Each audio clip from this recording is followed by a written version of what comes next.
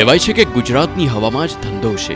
અહીંયા દર બીજા દિવસે તમને કોઈને કોઈ ઉદ્યોગ સાહસિક મળી જ જશે, જેણે એક મોટા વિઝન સાથે નાનકડા બિઝનેસની શરૂઆત કરી હોય અને આજે બીજી કે ત્રીજી પેઢી તે જ બિઝનેસને એક અલગ ઊંચાઈ પર લઈ જવા માટે એટલી જ મહેનત કરતી હોય।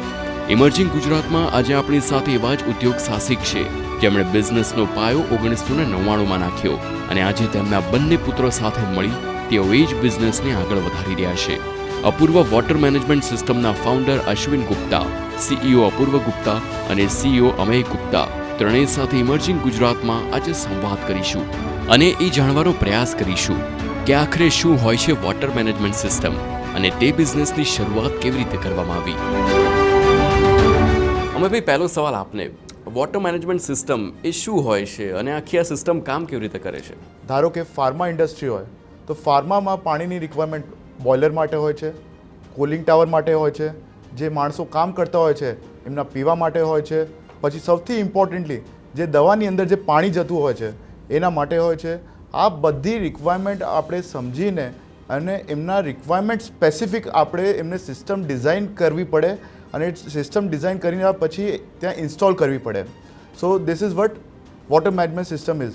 અને એ બધું યુઝ કર્યા પછી જે વેસ્ટ નીકળતું હોય છે, વેસ્ટ ધારો કે એફ્લુએન્ટ નીકળતું હોય એફ્લુએન્ટ અને હ્યુમન વેસ્ટ નીકળતું હોય હ્યુમન વેસ્ટ, તો એફ્લુએન્ટને ટ્રીટ કરીને એફ્લુએન્ટ ટ્રીટમેન્ટ સિસ્ટમ ડિઝાઇન કરવામાં આવે છે અને હ્યુમન વેસ્ટ નીકળતું હોય એમને સીવેજ ટ્રીટમેન્ટ પ્લાન્ટ ડિઝાઇન કરીને આખું વોટરને મેનેજ કરવાનું જે હોય છે, this is what water system is.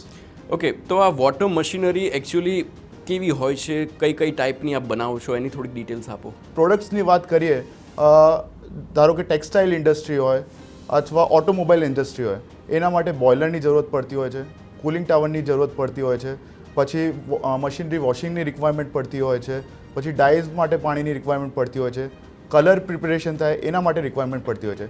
તો આ બધા માટે રિવર્સ ઓસ્મોસિસ સિસ્ટમની જરૂરત પડતી હોય છે, અલ્ટ્રા ફિલ્ટ્રેશનની જરૂરત પડતી હોય છે, સોફ્ટનિંગ પ્લાન્ટની જરૂરત પડતી હોય છે।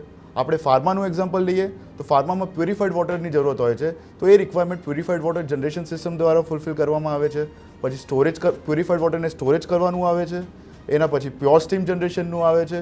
સ્વિમિંગ પુલની વાત કરીએ તો સ્વિમિંગ પુલ ફિલ્ટ્રેશનની રિક્વાયરમેન્ટ હોય છે અને એના સિવાય જે વેસ્ટ વોટર નીકળતું હોય એના માટે સીવેજ ટ્રીટમેન્ટ પ્લાન્ટ અને એફ્લુએન્ટ ટ્રીટમેન્ટ પ્લાન્ટની રિક્વાયરમેન્ટ પડતી હોય છે।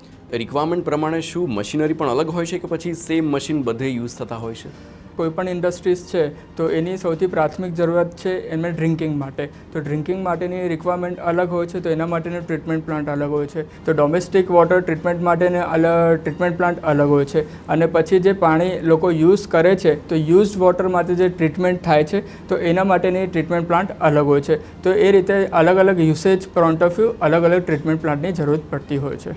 ઓકે, તો કોઈ પણ વ્યક્તિ અગર હોય જેને ફેક્ટરી ડેવલપ કરવી છે તો સૌથી બેઝિક કઈ વોટર મશીનરી ઇન્સ્ટોલ કરવી જોઈએ? તો સૌથી પહેલાં એની પ્રાથમિક જરૂરત તો એ હોય છે કે જે એનો યુઝડ વોટર હોય છે, આઈધર એ મશીનરી થ્રુ હોય છે કે ડોમેસ્ટિક લાઈક હ્યુમનમાંથી જે વેસ્ટ નીકળે છે તો એને ટ્રીટમેન્ટ કરવાની સૌ પ્રથમ જરૂરત પડતી હોય છે। તો એના માટે આપણે એફ્લુએન્ટ ટ્રીટમેન્ટ પ્લાન્ટ અથવા સીવેજ ટ્રીટમેન્ટ પ્લાન્ટ। તો વોટર મશીનરી ઇન્સ્ટોલ કરવાથી બેઝિકલી ફાયદો શું થાય છે? ફાયદો એ છે કે અગર તમે વોટર મશીનરીઝ ઇન્સ્ટોલ કરો છો તો એ તમે ઇઝીલી રિસાયકલ કરો છો, એને રીયુઝ કરો છો, રિસાયકલ કરો છો। અશ્વિનભાઈ, તમે આખી આ જે કંપની છે તેની સ્થાપના કરી છે અને 1999 એટલે કે 26 વર્ષનો આપનો અનુભવ છે, મને થોડી એ જર્ની વિશે જણાવો। બેસિકલી 1989માં મેં કેમિકલ એન્જિનિયરિંગ કર્યું, પછી મેં મિકેનિકલ કર્યું અને MBA કર્યું।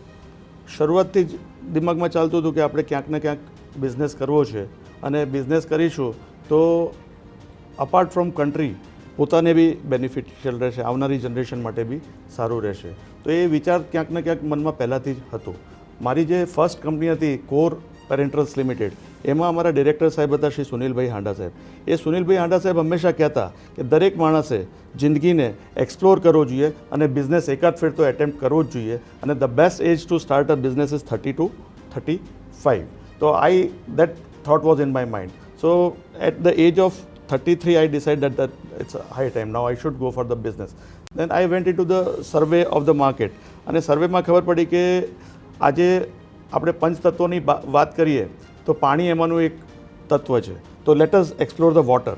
અને then I started exploring about the water, and that's how it came in my mind that people are good in supplying the equipment, but they are not very good in services. So I started as a this water business as a servicing company with a sum of rupees 10,560 rupees. When I started this business, I had only 10,560 rupees in my pocket, and I started this business as a servicing company. I kept on giving the services. Then I started getting the inquiry for the manufacturing also. Then slowly I started the manufacturing company. કઈ reputed કંપનીઝમાં આપ supply કરો છો કે જ્યાં તમે કહી શકો કે it is like a very big? અમારા પ્રેસ્ટિજિયસ ક્લાયન્ટમાં સૌથી પહેલાં નરેન્દ્ર મોદી ક્રિકેટ સ્ટેડિયમમાં we have supplied complete system. Second prestigious કસ્ટમરની વાત કરું તો સ્ટેચ્યુ ઓફ યુનિટી. પછી અત્યારે જામનગરમાં આવેલું વનતારા પ્રોજેક્ટ છે, એમાં આખી વોટર સિસ્ટમ આપણે સપ્લાય કરેલી છે. એના પછી લોથલ જે નરેન્દ્ર મોદીજી સાહેબનું ડ્રીમ પ્રોજેક્ટ છે, ત્યાં પાણીની અંદર સ્કલ્પચર્સ મૂકવામાં આવશે, તો ત્યાં વી આર ટ્રીટિંગ. હવે ફાર્માની વાત કરીએ તો ફાર્મામાં અમે લોકો ઝાયડસ કેડિલામાં વોટર સિસ્ટમ આપેલી છે, એમક્યોરમાં આપેલી છે, પેનેશિયા બાયોટેકમાં આપેલી છે. એની સાથે સાથે મોર દેન 350 કસ્ટમર્સને અમે લોકો ઓલરેડી મશીનરી સાથે સર્વિસ ઓલરેડી આપી ચૂક્યા છે. હવે સ્વિમિંગ પુલ ફિલ્ટ્રેશનની વાત કરીએ તો અમદાવાદનું મોસ્ટ પ્રેસ્ટિજિયસ ક્લબ કર્ણાવતી ક્લબમાં આખું વોટર સિસ્ટમ અમે લોકો આપી છે. એની સાથે સાથે સ્વિમિંગ પુલ ફિલ્ટ્રેશન સિસ્ટમ બી અમે લોકોએ પ્રોવાઈડ કરેલી છે. ગુજરાત સિવાય આ પેન ઇન્ડિયા અને આઉટ ઓફ ઇન્ડિયા પણ આપ સપ્લાય કરો છો? લોકેશનની વાત કરીએ તો આફ્રિકામાં કેન્યામાં અમે લોકો સપ્લાય કર્યું છે, નાઇજીરિયા, કોંગો, અંગોલા. એની સાથે સાથે 22 આફ્રિકન કન્ટ્રીઝમાં અમે લોકો મશીનરી સપ્લાય કર્યા છે. આફ્રિકાની બહાર વાત કરીએ તો ઇન્ડોનેશિયામાં સિસ્ટમ સપ્લાય કરેલા છે, શ્રીલંકામાં સપ્લાય કરેલું છે, તજાકિસ્તાનમાં સપ્લાય કરેલું છે. હવે ઇન્ડિયાની વાત કરીએ તો ઇન્ડિયામાં ગુજરાતમાં જ 350થી વધારે સિસ્ટમ અમે લોકો સપ્લાય કર્યા છે. અને ગુજરાતની બહાર અમે લોકોએ દિલ્હીમાં સપ્લાય કર્યું છે, નોઈડા, જમ્મુ, હિમાચલ, હૈદરાબાદ, બેંગ્લોર અને સિક્કિમ સુધી મશીનરી સાથે સર્વિસ પ્રોવાઈડ કરેલા છે અમે લોકોએ. સર્વિસિંગનું કેવી રીતે રહેતું હોય છે? સર્વિસિંગની વાત કરીએ તો હવે ટેકનોલોજી બહુ આગળ વધી રહી છે.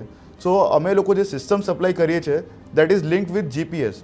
તો કોઈ બી કસ્ટમરને ત્યાં ઇશ્યુ હોય તો ત્યાં એ લોકોને વાઈફાઈનું પાસવર્ડ પ્રોવાઈડ કરે અને અમે લોકો અહીંયા વિધિન એન આવર એમનું સિસ્ટમનું એક્સેસ કરીને જે બી પ્રોબ્લેમ હોય અમે લોકો રેક્ટિફાઈ કરી રહ્યા છે. અને એકચ્યુઅલી આ વોટર મેનેજમેન્ટમાં આવવાનો વિચાર કેવી રીતે આવ્યો હતો? સર, વોટર મેનેજમેન્ટમાં આવવાનો વિચાર આપણે કરીએ તો બંને છોકરાઓ મોટા થઈ રહ્યા હતા અને એવું લાગી રહ્યું હતું કે competition is increasing day by day. તો we have to put up an industry wherein we can help to the family also, we can help to the country also, and we can help overall environment also. Because I always believe that અગર તમારે કંઈ બી સારું કામ કરવું હોય તો પહેલાં you should start charity begins at home. તો આપણા ઘરથી શરૂઆત ચાલી. તો બંને છોકરાઓને જે એજ્યુકેશન આપ્યું એ રીતે આપ્યું કે they are useful to the water industry. After that જે મેં પહેલાં પ્રશ્નમાં કીધું કે ભાઈ સર્વિસિંગ, તો સર્વિસિંગથી આઈ સ્ટાર્ટેડ ધીસ બિઝનેસ. હવે આજની તારીખમાં જોઈએ તો ફાર્મા ઇન્ડસ્ટ્રી હોય કે વેસ્ટ વોટર ઇન્ડસ્ટ્રી હોય કે બીજી કોઈ ઇન્ડસ્ટ્રી હોય, એમાં અમે લોકો સફિશિયન્ટ એક મેગા સાઇઝ સુધીના પ્રોજેક્ટ્સ અમે લોકો કર્યા છે. કોઈ એવો યાદગાર અનુભવ જે એકચ્યુઅલી તમને ચેલેન્જિંગ લાગ્યો હોય? યાદગાર અનુભવમાં એક કે બે અનુભવ હું શેર કરીશ જે હું કદાચ રાત્રે ખ્યાલોમાં હો તો બી એ બે વસ્તુ ચોક્કસ મને યાદ આવી જાય છે. It was just beginning of my career. 99 ડિસેમ્બરની વાત કરું છું અને સ્પેસિફિક ડેટ બી મને યાદ છે, 14મી ડિસેમ્બર. અને જબરદસ્ત ઠંડી હતી અને મારી પાસે ફોર વ્હીલર નહોતું, હું એક્ટિવા લઈને ચાલતો હતો.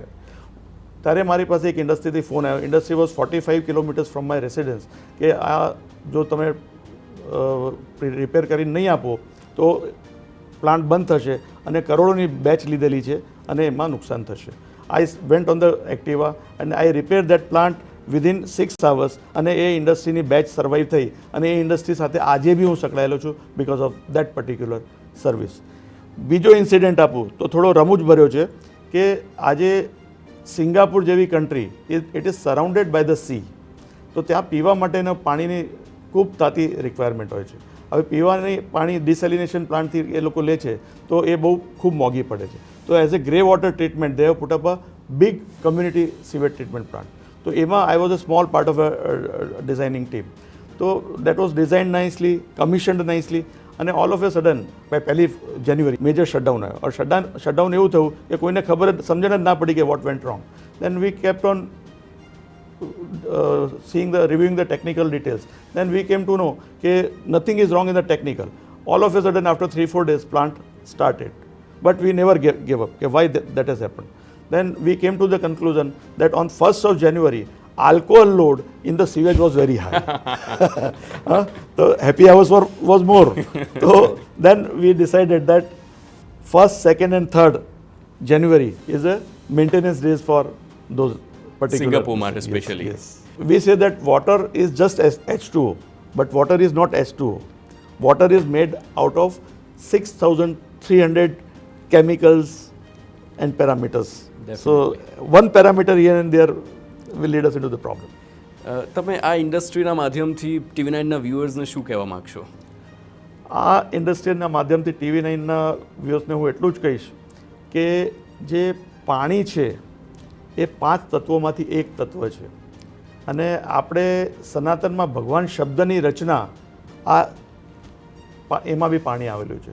હું ભગવાન શબ્દને એક સંધિ વિચ્છેદ કરું તો ભગવાન એટલે ભૂમિ, પહેલો અક્ષર ભ આવે એટલે ભૂમિ, ગ એટલે ગગન થયું, વ એટલે વાયુ થયું અને અ એટલે અગ્નિ થઈ અને છેલ્લો શબ્દ ન એટલે નીર થયું.